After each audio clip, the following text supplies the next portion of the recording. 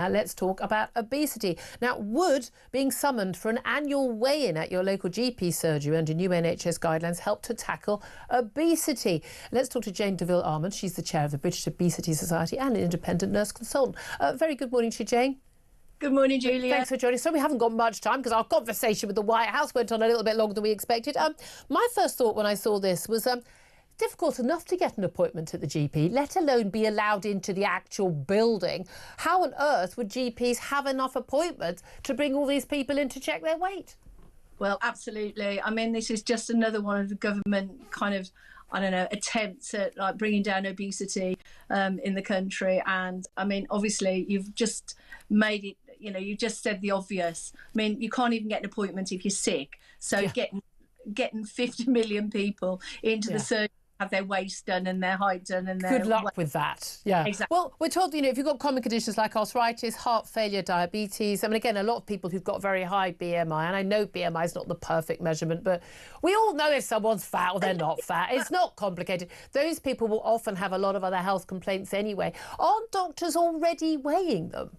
Exactly. I mean, anybody who goes to the doctors, you know, the majority of GPs will have weighed the patient when they get there. And, you know, there's all this, we you know, people are scared of offending anybody, you know. It's just part of a medical assessment. I mean, people have to remember that we're not bothered about how they look. We're not bothered about how it looks aesthetically. What we're interested in is the impact that their weight is having on their health. But again, exactly, if you've got diabetes, if you've got a heart condition, you've got high cholesterol often, although I know people very, very skinny who've got high cholesterol. If you've got, you know, knee joints problems, you've got, you know, hip problems. As a general rule, these will be related to your weight. Exactly, and that's the issue. I mean, you know, it's very hard to explain to someone that if you're carrying twice or three times the amount of weight your body's built to carry, then it's going to impact on your health. Ta-da! And people don't like to hear it. They don't like to listen to it. A lot of people are in denial, though, aren't they? I've got a very good family member, very close family member, who's utter denial about whether or not he is overweight or how overweight he is, and it's almost laughable. It's sort of, how do you not realise that? I mean, there's some simple ways of, you know, measuring, you know, there's your waistline as a ratio of your height, you know, obviously, which is perhaps a better giveaway of healthy weight than BMI. But BMI is accurate-ish enough for most people, not top athletes or boxers who've got great muscle mass, but for the average person, it's not a bad indicator.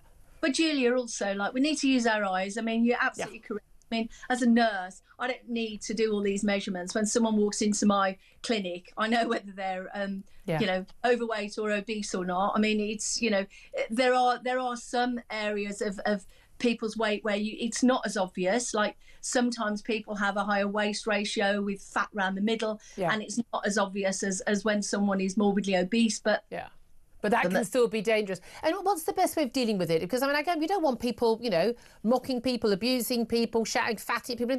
But isn't there an element where we need to have a little bit of a wake-up call about I think the wake-up...